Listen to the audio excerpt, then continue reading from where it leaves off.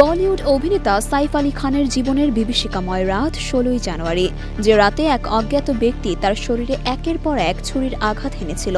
অভিনেতার স্ত্রী কারিনা কাপুর খান তার বয়ানে এ কথা পুলিশকে জানিয়েছেন। জেরার সময় প্রায় একই কথা বলতে শোনা গিয়েছে তারকা দম্পতির ছোট ছেলে জের দেখভালকারীর থেকেও। ওই রাতে যিনি হামলার শিকার সেই সাইফ কি বলছেন, ঠিক কি ঘটেছিল এই অভিনেতার সঙ্গে।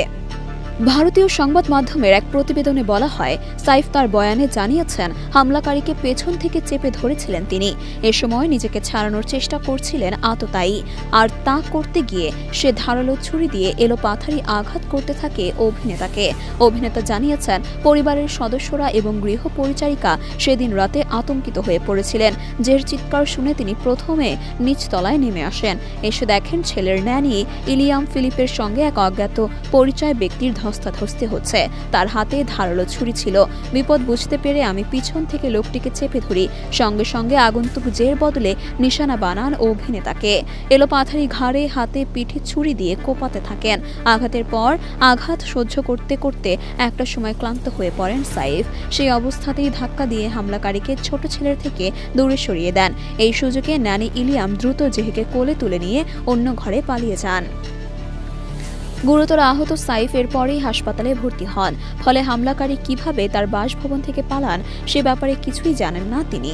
হামলাকারীকে আটকাতে গিয়ে সাইফের সঙ্গে সেদিন ন্যানি ইলিয়ামও অল্প বিস্তর আহত হয়েছিলেন। একটু ধাতস্থ হয়ে তিনি গৃহকর্তাকে জানান অজ্ঞাত পরিচয় ব্যক্তিটি জেহেকে পণবন্দী বানাতে চেষ্টা করেছিলেন, ১ কোটি টাকা মুক্তিপণ দাবি করেছিলেন। পুলিশকে সে রাতের বর্ণনা দিতে গিয়ে সাইফের দাবি এই বিভীষিকা আজীবন তাকে তাড়া করে বেড়াবে। সেদিন বড় ছেলে তৈমুরকে নিয়ে সাইফ অটোয় চড়ে পৌঁছে যান লীলাবতী হাসপাতালে। হাসপাতালে যেতেই চিকিৎসকরা দ্রুত ভর্তি করে নেন তাকে।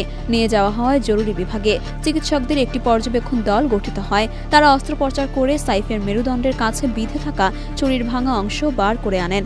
ঘাড় এবং বাহুর আঘাতের জন্য প্লাস্টিক সার্জারি করেন। ২১শে জানুয়ারি হাসপাতাল থেকে অভিনেতাকে ছেড়ে দেওয়া হয়। সাইফের কথায়, আমার শরীর থেকে এত রক্ত বেরোতে দেখে কারিনা আমার ছেলেরা ভয় পেয়ে গিয়েছিল। ওরা আমায় হাসপাতালে পাঠানোর ব্যবস্থা করে।